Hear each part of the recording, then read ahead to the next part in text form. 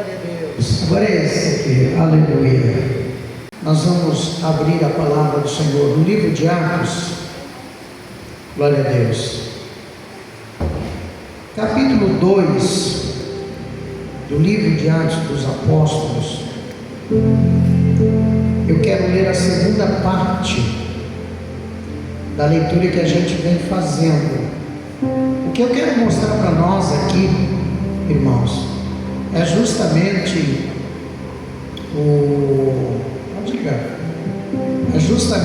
os passos para crescer essa igreja. E se assim, se eu não puder contar com o grupo que está aqui, vai crescer da mesma forma, mas vai dar mais trabalho. Que quando eu cheguei, eu contei com todo mundo. Hoje já não posso contar com todo mundo que eu achei aqui, mas Deus é misericordioso, Alex. Deus é misericordioso, Deus é fiel, Deus é Senhor. Glória a Deus. Ele é o Senhor desta obra, é um Deus que cuida de todas as coisas. Aqui hoje, nesse grupo aqui, que conhece bem a história dessa igreja, está Roséias e o Josilei. O restante de nós não conhecemos a história,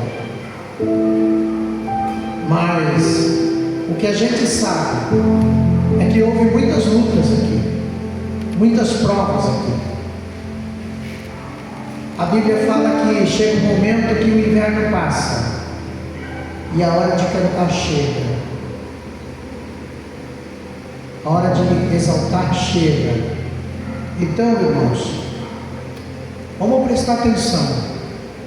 Se o que está aqui conseguir vir em todos os domingos, pelo menos, e os demais que eu vou conversar, porque eu sei que algumas irmãs não puderam vir, porque tem seus maridos que não são crentes, e a gente tem que entender, mas precisamos ter firmeza na obra do Senhor. Então abre a sua Bíblia em Atos capítulo 2 e analisa o que é que está escrito nesses versículos que vamos ler, inclusive a partir do versículo 39. A promessa, capítulo 2 de Atos, versículo 39. A promessa diz respeito a vós, a vossos filhos e a todos os que estão longe, a todos quantos nosso Deus nosso e Senhor chamar. 40. Com muitas outras palavras dava testemunho e os exortava dizendo: salvai-vos, olha o que eu vou ler aqui, salvai-vos desta geração perversa. Vamos ficar atentos, irmãos, porque o que eu vi nessa semana, até comentando com o irmão Zé, eu estou de queixo caído. Não tem diferença nenhuma de Sodoma e Gomorra, não tem diferença nenhuma dos dias de dilúvio, não tem diferença nenhuma da Torre de Babel, do período da Torre de Babel. E quando a gente notar, eu parei a leitura aqui para destacar isso, quando a gente, irmão Josilei, notar isso acontecendo, nós, o povo de Deus, começarmos a não ver pecado onde há pecado, a não ver o que desagrada a Deus onde desagrada a Deus, é melhor a gente ficar atento, porque na história da Bíblia, quando isso aconteceu, veio o juízo. E hoje a gente não está falando de uma cidade, de um país apenas, de uma igreja, é universal. O versículo 41 diz assim: os que de bom grado recebiam a palavra foram batizados. Sai pregando aí, veja quantos recebem a palavra de bom grado. E naquele dia agregaram-se quase 3.000 almas. Olha só, uma pregação cheia do poder de Deus, o que faz, o efeito dela. Mas aí vem a receita, irmãos, a receita está aí. E perseveravam na doutrina dos apóstolos. Eu tive um problema que eu disse aqui uma vez, que eu não sigo doutrina assembleana, porque não existe doutrina assembleana. Eu sou assembleano, mas a doutrina da nossa igreja tem que ser doutrina apostólica. Senão é uma heresia em qualquer Assembleia de Deus que não prega a doutrina apostólica. E é isso que a gente tem que observar. Olha só, perseverável não é na doutrina do pastor, não é na doutrina de um sistema religioso, não é na doutrina de uma placa de igreja, é na doutrina dos apóstolos. Mas tem a segunda receita. Qual é a primeira? Permanecer na doutrina. Qual é a segunda? Na comunhão. Eu hoje não vou falar da palavra comunhão, porque eu vou falar de avivamento. Mas basta dizer que quando você pode estar no culto daquela igreja e você não está em comunhão. Eu não estou em comunhão. E como Deus vai abençoar? Sendo que aqui eu vejo as características da verdadeira igreja. Obedece à doutrina. E hoje a gente tem tantos irmãos nossos que combatem a doutrina. E não só a doutrina, mas combatem os ensinos da palavra de Deus que são transmitidos pelos seus pastores. Inclusive quando se trata de ensino sobre a oração, que também é doutrina, quando se trata do ensino da busca do Espírito Santo, e falar das contribuições da igreja, então, que é ensino, então se contraria muito. Porém, não é nisso que vamos falar hoje. A palavra continua dizendo: e também tinham comunhão no partir do pão. É o que a gente vai fazer dia 16. Isso não é uma mera invenção, está aqui. A igreja tem que fazer. O irmão tem que dar o seu quilinho para a gente reunir aqui. A gente tem que dividir. Pastor, não posso dar um refrigerante, é bem-vindo. Mas se não fizermos isso, irmão Zéias, eu estou pregando muito aqui o quesito familiar. O que vai te ajudar a se abençoar, a ser feliz, o que vai me ajudar o Alex, todos nós, os demais que virão, é isso que a gente precisa fazer aqui. Esquece o resto, irmãos. Esquece o resto. Olha para essa bateria. Amanhã tem baterista aí brigando para tocar. Isso acontece. Olha as coisas que Deus tem nos permitido colocar nessa igreja. Mas no momento em que essa igreja vive, ela não tem que pensar em orquestra, coral, conjunto ou isso, aquilo. Quem está tem que fazer a obra. A gente tem que pensar em que essa igreja se levante para a glória de Deus. Eu poderia estar aqui pregando sem microfone, não teria problema nenhum. A gente tem outras coisas para botar em ordem. Primeiro, obedecer a doutrina. Segundo, ter comunhão. Terceiro, estarmos juntos partindo o pão. Não é só o pão da ceia, não. E aí, nas orações, o que fizemos aqui hoje? O que vamos fazer? Campanha de oração aos domingos. Isso é campanha. É isso que muda uma igreja. Tem mais? Tem. Olha o 43. Em cada alma havia terror, pavor, nervosismo, revolta, ódio, raiva. Você está com a Bíblia aberta aí? É isso que está escrito aí. Em cada alma havia o quê? Temor, gente. Sabe o que é temor? É aquele sentimento de que eu vou ter cuidado, eu vou vigiar. É ter temor de errar, ter aquele medo sadio. Não é medo de Deus, não. É aquele respeito, é a obediência, é a sujeição. Eu não posso errar contra Deus, eu não posso estar fora da casa de Deus.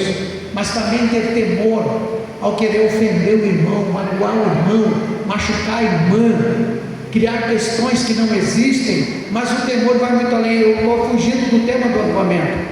Mas aí acontece o que? Olha o resultado, irmão. Muitas maravilhas e sinais eram feitos pelos apóstolos. Então o que tinha nessa igreja? Doutrina, comunhão, partir do pão, isso é social, convivência um com o outro, oração. Aí ó, só seguir a sequência aí ó. oração, temor, sinais e maravilhas. Mas no 44 tem um segredo também: todos acreditavam, criam. Tem mais, estavam juntos. E tem mais um, e tinha tudo em comum. Se eu como, Oséias come. Se eu visto, a irmã veste, o Josinei veste. Se eu vou, eles também têm direito de ir, é tudo em comum. Somos todos iguais, vivemos da mesma maneira, temos o mesmo pensamento, mas não vou entrar tampouco nesse mérito. Mas diz aqui o 45: vendiam suas propriedades, bens, repartiam com todos, segundo a necessidade de cada um, eram caridosos. Olha o 46: perseveraram unânimes, todos os dias. De quando que eles iam para a igreja? Quando que eles iam, irmãos? Oh meu Deus, a gente tem que apelar para vir nos domingos pelo menos. Aí, Moisés, a culpa é do pastor.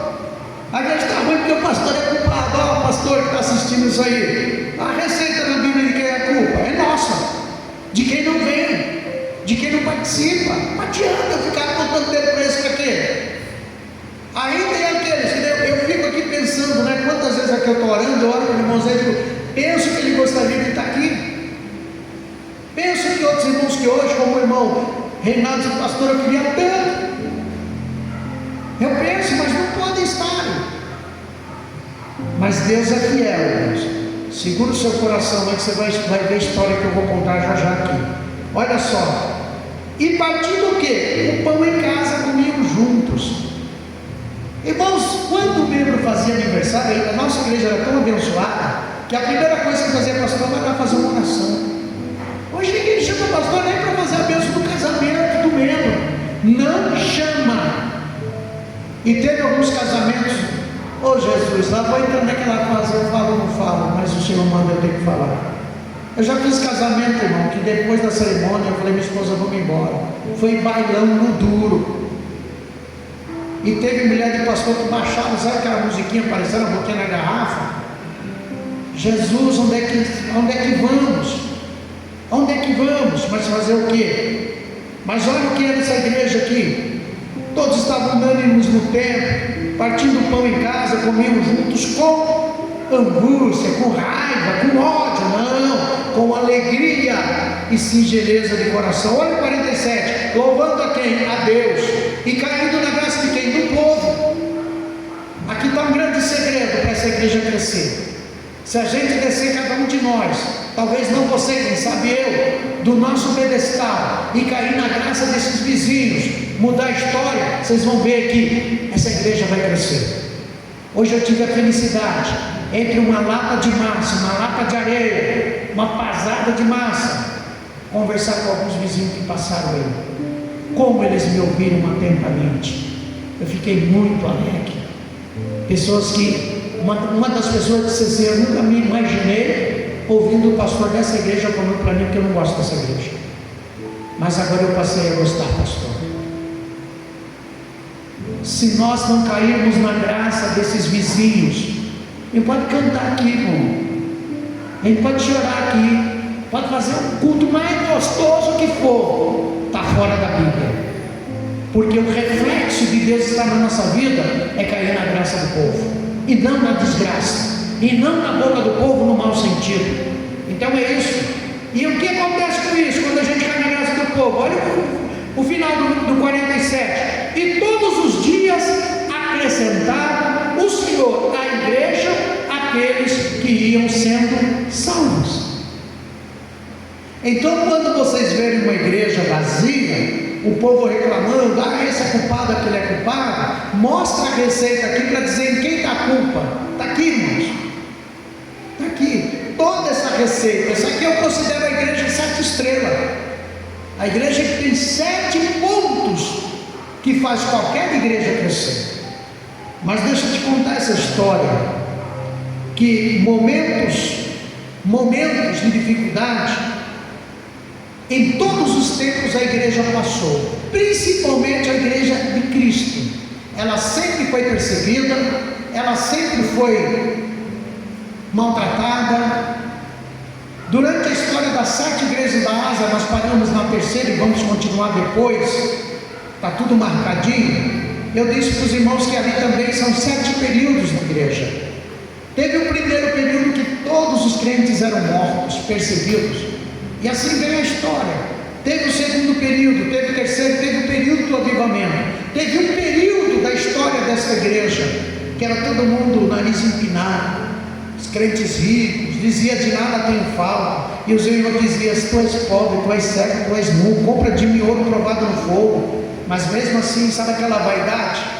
Se fosse hoje aquela igreja, seria a igreja que você entraria dizendo, meu Deus, é mídia para todo lado. Você sentaria na poltrona, você ainda tinha um botão, não tem uns carros que você aperta o botão, o banco infla, do jeito que você quer, e tem uns até que tem aquecedor no banco, está frio, você liga, o banco fica quentinho. Se fosse hoje, eles estariam nisso aí. Pastor precisa de microfone, hoje é tudo moderno, uns pontinhos assim no púlpito, você nem vê, está pregando aqui, as telonas dos lados assim, as arquibancadas, em vez de glória a Deus, é vibrações.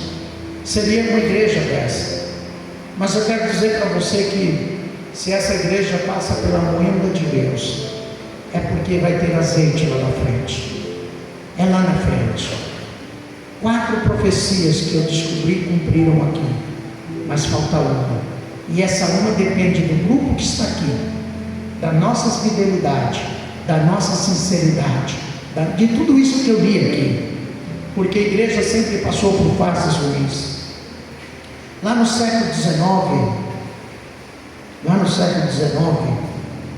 na cidade de Nova York, olha que história é essa.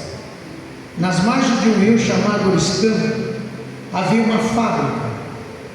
No meu pensamento era uma fábrica de tecidos, porque eu vi aqueles tear compridos na minha pesquisa. E ali surgiu um homem que ficou conhecido como o homem que levava a chama do avivamento. O homem que levava a chama do avivamento. Eu tenho visto por aí milhares de pregadores, vamos dizer assim, vários pregadores, tidos como avivalistas. Mas a gente olha o sermão, a forma como pregam, eles não usam o seu tom de voz natural. A primeira coisa é chegar, paz do Senhor, meus irmãos. E aí começa, com a sua forma de expressar, com os seus gestos, a trabalhar o emocional. E aí a gente confunde com avivamento. Mas esse homem, entre o ano de 1857 e 56, esse homem foi uma chama viva de Deus. Ele entrou numa empresa que era às margens desse rio, uma fábrica movida pelas águas do rio Oriscan. E quando ele entrou pelas portas, várias pessoas trabalhando, as pessoas largaram as suas máquinas, seus trabalhos, e começaram a confessar seus pecados, só pelo fato de ele entrar. Eu estou sentindo uma unção tão tremenda aqui. Tem alguns cultos que eu estou dizendo que a unção está especial aqui dentro. Por alguma razão Deus me trouxe aqui, por alguma razão o inferno quer me tirar daqui. Por alguma razão. Mas Deus é maior. E quando esse homem entrou na empresa, quando ele começou a se expressar, vidas se renderam a Cristo. Pensa, irmãos, em poucos dias, em uma cidade, em um local dentro de Nova York, apenas um homem tomado pela unção de Deus, sabe quantas vidas? 100.000 pessoas se renderam a Cristo. Eu me arrepio. Nada mais, nada menos que Charles J. Finney. É esse homem, Charles J. Finney. Esse homem Quando ele começou a pregar, as pessoas começaram a acreditar que Deus usava ele. Que uma das coisas que acontece quando o homem de Deus se posiciona na presença de Deus, as pessoas que escutam a palavra, que as confrontam nos seus pecados, que denunciam que elas não estão bem com Deus, essas pessoas procuram passar para outras que aquele homem não é usado por Deus, que aquela pessoa não tem unção de Deus, que é para puxar o tapete daquela pessoa. É o primeiro passo do inferno. Eu falei aqui há um tempo atrás, fizeram isso com Davi quando era garoto, a própria família, o próprio rei Saul se incomodava para matar Davi, porque eles não aceitavam nem o chamado e nem a unção de Deus. Fizeram isso com José. Olha que tudo começa com os irmãos. Então, se alguém se levantar dentro de uma igreja para consagrar por sua vida no altar, não pensa que serão os de fora, são os da igreja que vão tentar te derrubar, que vão puxar o seu tapete. Então você precisa ter certeza que Deus está na tua vida e que você não vai se curvar, que quem te chamou foi o Senhor e ponto final. Acabou a história. Esse homem, Charles Finney, quando Deus começou a levantar, não faltaram perseguidores, mas também não faltaram pessoas que ao princípio eram bem poucas, que o cercavam e queriam aprender, queriam viver aquilo, queriam ter experiência. Eu cresci ouvindo pessoas dizendo: fica do lado de quem vai te levar mais à presença de Deus. Ande com pessoas que vão edificar a sua vida. O mesmo eu digo aqui para o meu filho do irmão Zé Taíra: ande com vidas. Nós que somos pais, temos que colocar nossos filhos ao lado de homens e mulheres de Deus. Pode ser a pessoa que fale mais bonito dentro de uma igreja, mas se não edifica a tua vida, afasta. Pode ser o melhor cantor da igreja, pode ser o melhor pregador, o melhor músico da igreja, se não edifica, afasta, porque a Bíblia diz que não há comunhão entre as trevas e a luz. Não há comunhão, não tem como. Ninguém pode seguir a dois senhores, a Deus e a Mamon, não tem como. Então, é um adágio popular e é muito claro: diga com quem tu andas, que direi quem tu és. Se a gente anda com uma pessoa que não influencia a gente espiritualmente, que não nos edifica, se a gente não tiver a graça para influenciar essa pessoa com a graça, essa pessoa vai nos influenciar com a desgraça. Então seremos cristãos frustrados, seremos cristãos arrasados, e tudo quanto é coisa do inferno, tudo quanto é lixo do inferno, sujeira do inferno, que ele jogar contra a igreja ou contra alguém, a gente vai acreditar e vai tocar no inocente, como foi falado na ceia ontem, do arrependimento de Judas, que tocou no inocente. Quando ele abriu o olho, ele viu que estava errado, mas era tarde demais. Charles Finney, Deus começa a usá-lo, e para alcançar 100.000 vidas nessa época, pessoas que cercam ele são abençoadas e começam a ajudá-lo a propagar esse evangelho. Então seus discípulos o ajudaram. E qual foi a razão de tanto êxito na vida desse homem?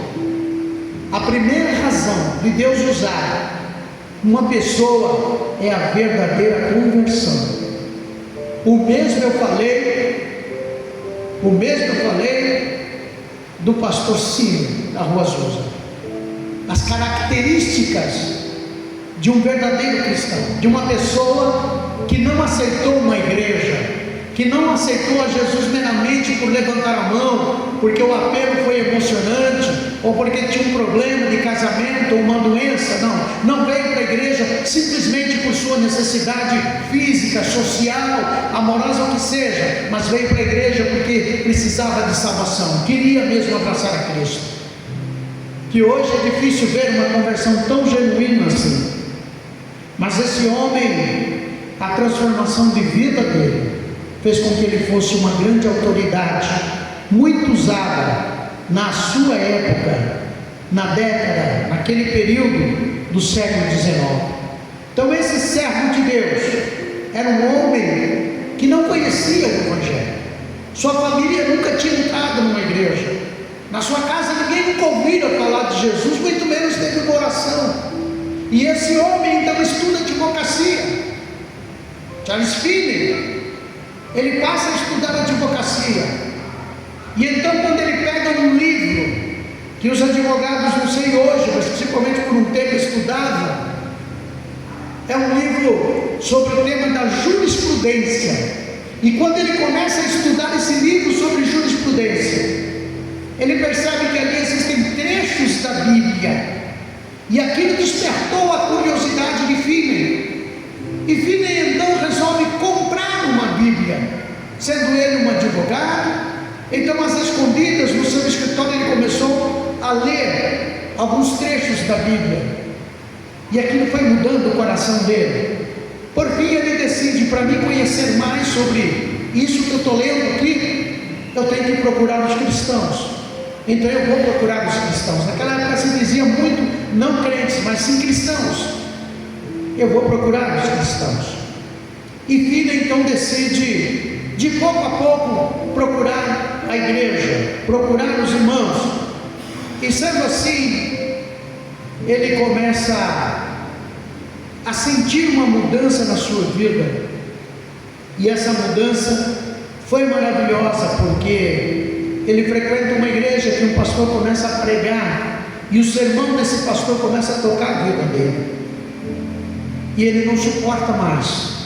Então ele sai num desses dias e anda meio quilômetro mata dentro, e ali se curva e começa a orar e a dizer: quem sou eu, Deus?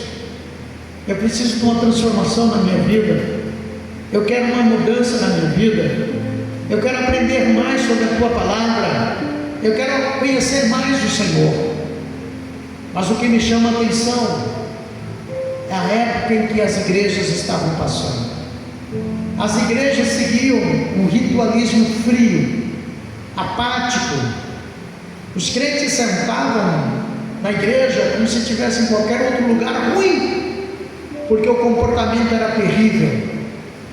Eram pessoas que não ficavam tranquilas na igreja, elas não tinham a graça de ouvir a palavra incomodava essas pessoas, elas ficavam inquietas com a pregação, e levanta e sai, e se mexe, vai, e aquela geladeira na igreja.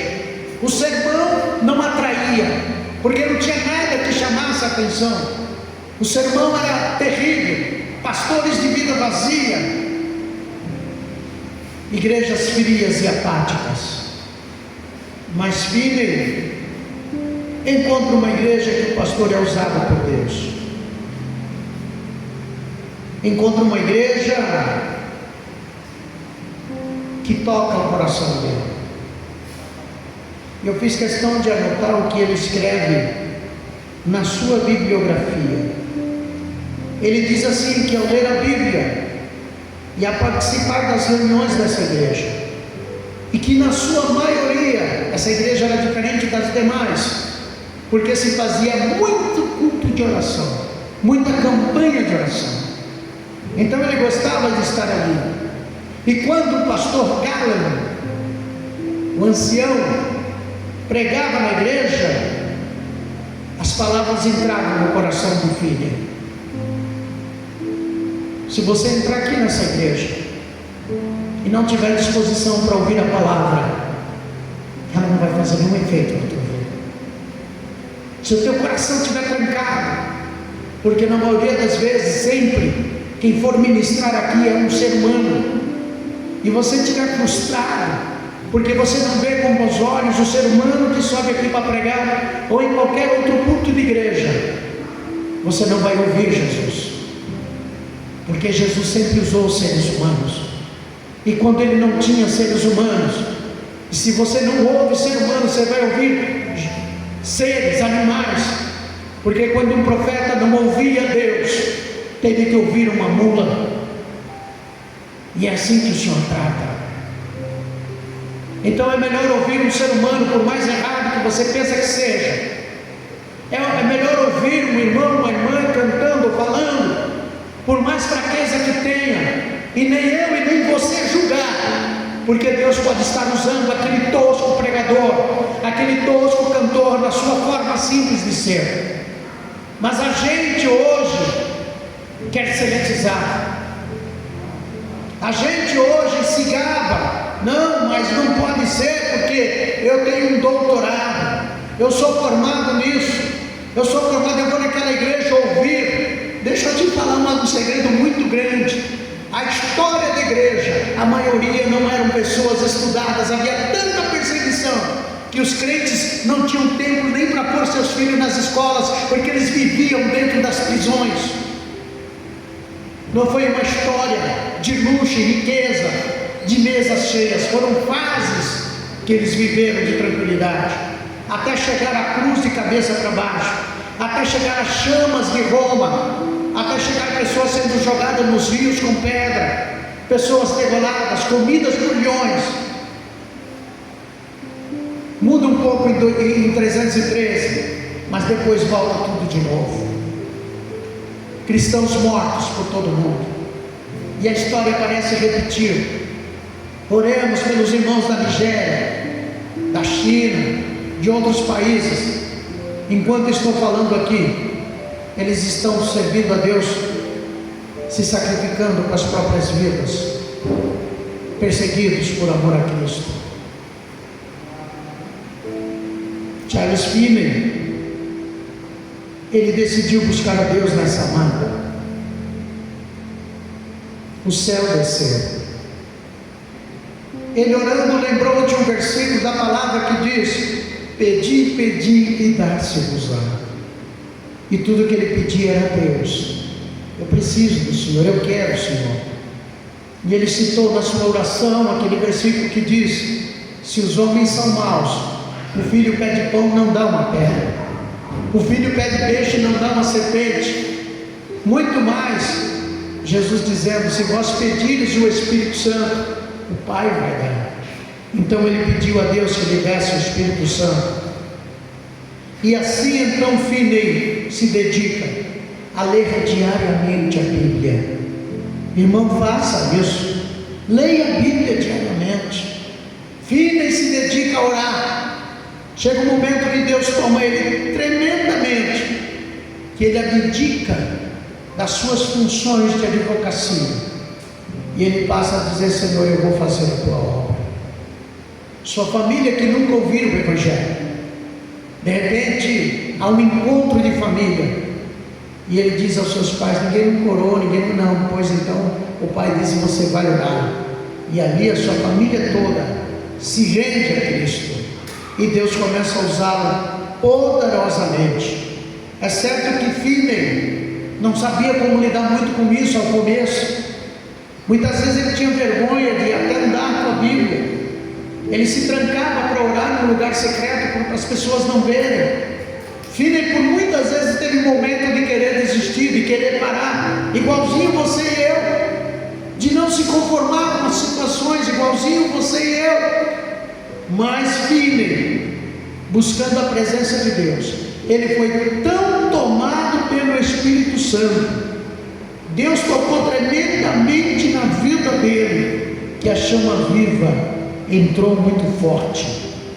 E Finney então é convidado para contar o seu testemunho numa igreja, e ali começam as primeiras almas a se renderem a Cristo.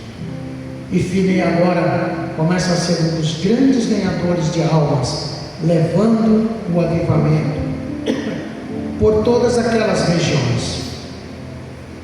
As igrejas começaram a mudar tanto que bares, antro de prostituição, violência, tudo isso começou a acabar nas cidades. Boates fecharam, centros de prostíbulos fecharam, drogas e tantas outras coisas foram sendo dizimadas. Milagres começaram a acontecer, mesmo entre aqueles que não tinham Jesus. Eles eram alcançados pelo poder de Deus. E a gente vê uma nação como o Brasil sucumbir, a gente não tem coragem de se posicionar, de ser o homem da brecha, de orar. A gente não acredita mais. A gente quer pregar aqui para falar bonito, para se aparecer, para cobrar um cachê. A gente quer cantar bem porque a gente quer ser famoso. E Jesus está procurando Finneys, Moody's, Savonarolas. Jesus está procurando Pedros, Paulo, Joãos. Jesus está procurando Filipes, Natanaéis. Jesus está procurando pessoas que se dediquem pessoas que amem a sua obra, pessoas dispostas a pagar o preço, pessoas que vai ter um sermão, como foi o sermão de Filemon, que o que ele pregava era Cristo, o que ele ensinava era a salvação, era o sacrifício de Jesus. Ele pregava o evangelho sadio, ele pregava que crentes tinham que abandonar o mundo de pecado, que crente tinha que ser humilde, tinha que ser simples, que crente tinha que ser fiel ao Senhor. Ele pregava a ressurreição, a morte e ressurreição de Cristo. Ele pregava que crente tem que se arrepender dos seus pecados de fato, e que todo dia tem que se consertar com Deus, precisa se posicionar na presença de Deus. Foi por isso que 100.000 almas naquela época vieram a Cristo no século XIX, por um homem que se decide converter de verdade. Enquanto as igrejas se esfriavam, enquanto as igrejas se afastavam da presença do Senhor. E nós aqui vamos fazer o quê? Vamos ser mais uma igreja nessa cidade igual às outras, que vamos colocar congressos e trazer cantores e pregadores que falem bonito, mas a nossa vida continua fria, continua vazia, a gente continua se degradando, a gente continua se provocando. Ou vamos nos render ao Espírito Santo, colocar o joelho no chão, pedir a presença de Deus, a glória de Deus? Ou vamos cair aqui e chorar? Ou será que no próximo culto da quarta-feira eu posso vir, mas eu vou dar uma desculpa que eu não estou bem, que não tem jeito, que não vai dar para ir, por isso, por aquilo, mas eu vou estar em casa dormindo, e a casa de Deus, o Senhor esperando para falar com a gente aqui? Ou será que no próximo sábado eu vou ter meus compromissos pessoais, eu não vou poder estar? E muitas vezes esses compromissos pessoais é um show mundano, é uma festa que não agrada a Deus, são amizades que não convêm, mas a casa de Deus vai estar vazia porque eu não vou estar lá. Ou será que no domingo, que é o primeiro dia da semana, o dia da ressurreição,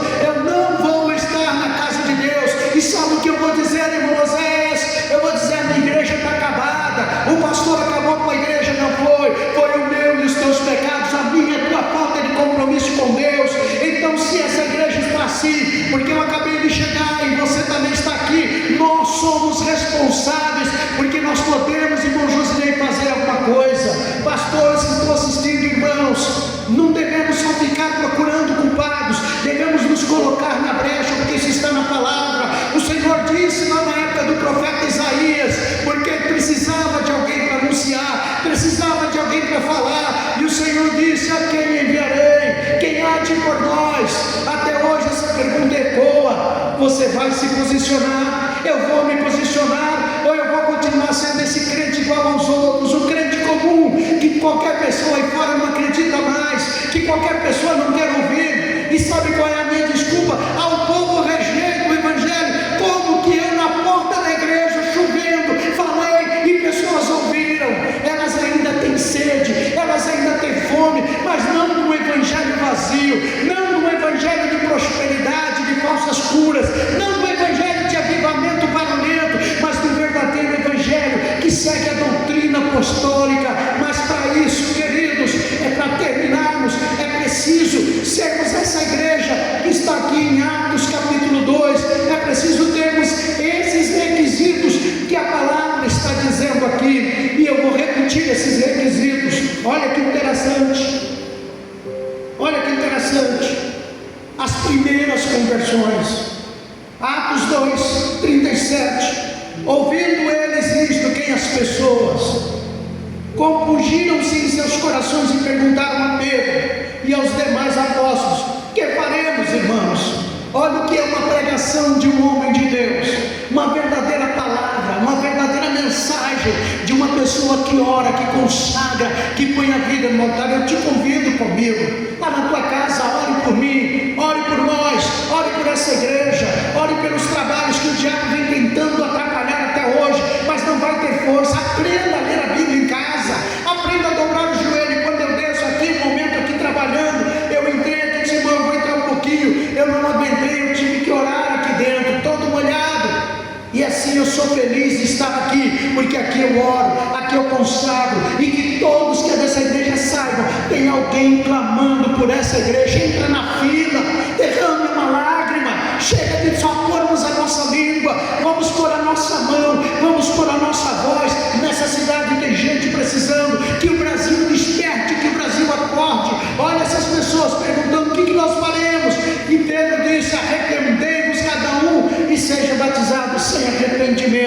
sem o contristamento de coração, sem o reconhecimento dos nossos erros, não tem avivamento. É inútil pregarmos bonito, é inútil gritarmos, é inútil pularmos, é inútil cantarmos, fazermos o que for, porque Deus está vendo que o nosso coração está empedernido, está de pedra, não se comove, é apenas um show, é apenas uma aparência, e isto não vem de Deus.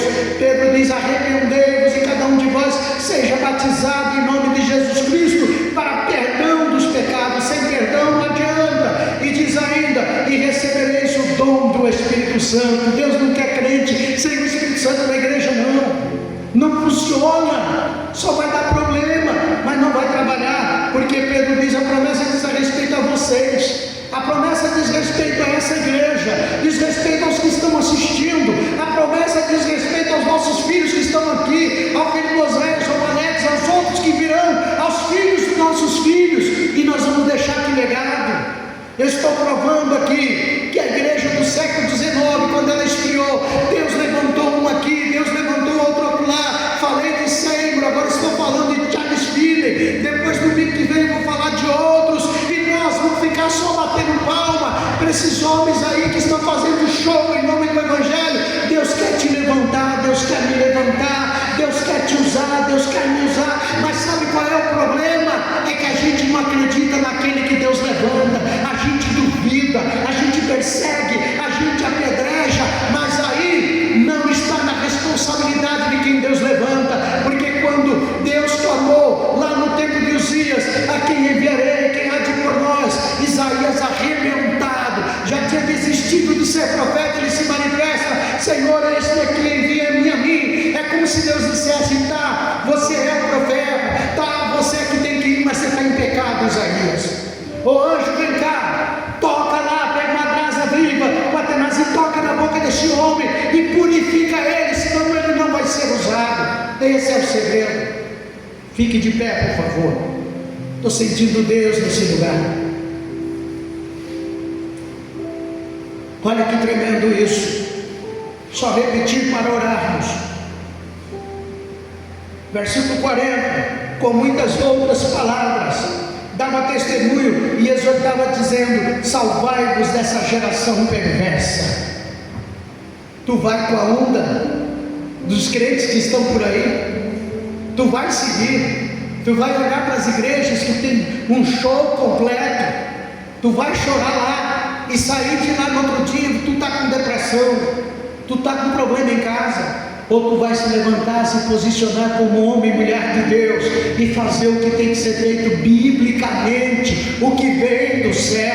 Vai seguir o conselho de Deus, porque aí quem segue o conselho de Deus está escrito aqui, aleluia. Essa geração nossa está perversa, e muitos dos nossos que professam o nome de Cristo já não professam mais. Quantos amigos eu vi essa semana fora da igreja, que cantaram na igreja, que falaram na igreja, que exortaram na igreja, mas estão aí. A palavra diz: se a gente se salvar dessa geração perversa, nos convertermos, então de bom grado as pessoas vão receber o que vai ser pregado por essa igreja, e o Senhor vai agregar as almas que virão. E não só isso, vamos permanecer na doutrina, e não só isso, vamos estar em comunhão, e não só isso, vamos aprender, participarmos dos nossos momentos sociais aqui, e não só isso, vamos estar junto orando. Vamos chegar aqui 10 para 7, vamos derramar lágrimas nessa igreja, pela próxima alma, pelo próximo crente, para aquele que esteve aqui, se está desviado, voltar convertido, para aquele que está enfermo, ser curado. Vamos orar para que haja temor em nossos corações. São requisitos de uma igreja que pode crescer, são requisitos de uma igreja que Deus quer usar. Nós nem vamos mais louvar, tinha mais um louvor, mas vai ficar para outro culto. O que eu quero é que você chegue mais perto aqui, ó. Agora, por favor, venha mais perto aqui. Pode todo mundo, venha mais perto, mas venha orando, por favor. Venha orando, venha orando, venha orando. Levante a sua mão levemente, venha orando. Vem com a criança, vem com ela. Vem com a criança, vem com a criança. Você já imaginou? De repente você acha que você não é nada. Oh meu Deus, quanta unção nesse lugar. De repente você acha que você não vai ser usado.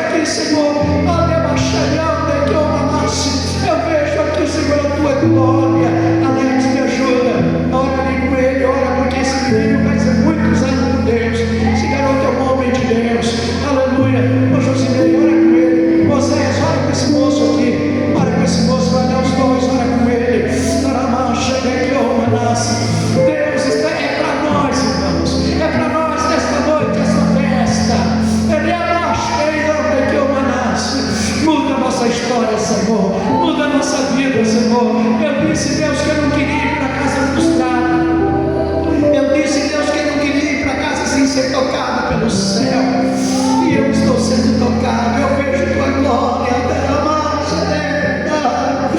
oh, eu vejo tua glória nesse lugar. Que esse avivamento, Senhor, alcance outros lugares, alcance outras famílias nesse bairro, nessa cidade. Que esse avivamento alcance outras pessoas, Senhor.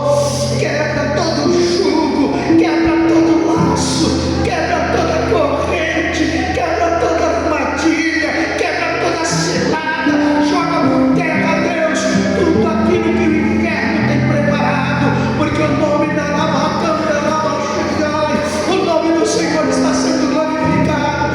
Como nós imaginaríamos, Deus, o céu descer, está em um outro culto, Pai, que a gente não consegue nos mover do lugar, que a gente não consegue parar de clamar, que a gente não consegue parar de orar, porque tua glória está nesse lugar. Obrigado, Deus, obrigado, Deus, obrigado, Deus. Nós não merecemos, mas o Senhor é fiel, Deus. Eu não sei se seremos um Senhor da vida, eu não sei se seremos um líder da vida, mas que sejamos apenas nós, mas que a mesma unção que desceu sobre esses homens, que a mesma unção que estava, Senhor, sobre Noé, sobre Moisés, sobre Davi, sobre Elias, Eliseu, sobre tantos outros, Senhor, Daniel, Joel, sobre tantos outros, Pedro, Tiago e João, que o mesmo Espírito que desceu lá no cenáculo de Jerusalém seja o mesmo Espírito que manifeste aqui, que o mesmo Espírito que operou lá na rua Azusa, que tomou a vida de pastor Sêmio, que tomou a vida de Vini, seja o mesmo Espírito que vai nos levar para casa hoje, tomado pela unção, tomado pelo poder, tomado pela autoridade. Oh, meu mundo inteiro! Glória, glória, glória, glória! Obrigado, Senhor, obrigado, Pai. Obrigado, Senhor. Que maravilha a tua presença, Deus. Ah, Juliana, Manaus, Dequeu, Dequeirá. Ah, Senhor. Vale a pena pagar o preço, Senhor. Vale a pena, Pai. Ah, meu Deus. É isso que eu vi, que eu quero nessa igreja, que eu só quero estar aqui por isso. Por isso. Esteja aqui por isso. Estenda as suas mãos. Confesso a vocês que o céu está aberto. Há como que uma névoa sobre esse lugar. Sabe quando você dirige daquela névoa branca e você não consegue ver nada? Nessa névoa a gente não se vê, a gente só vê a glória. É como aquela fumaça quando o templo foi inaugurado, que os sacerdotes caíam. Irmão, é como se eu estivesse pisando em nuvens. Sabe, o nosso físico fica leve, a gente quer cantar, quer adorar. A gente precisa começar esse estudo até mais cedo, porque seremos carregados para casa. Escute isso para falar amém. Pessoas estão passando ali, param ali, olham por aquela brecha, elas estão olhando aqui dentro, elas estão vendo o que está começando aqui. Ajudem-nos, venha. Se não pode na semana, pelo menos no domingo, essa cidade vai ver que a chama viva está acesa nessa igreja, para a glória do Senhor. Que a graça de nosso Senhor Jesus Cristo, o grande e eterno amor de Deus, a comunhão e a consolação do Espírito Santo seja com cada um de nós. Vamos dizer todos amém? Domingo que vem é outro homem de Deus. Venha. Obrigado a todos. Obrigado a todos. Se puder cumprimentar, abraçar, é a coisa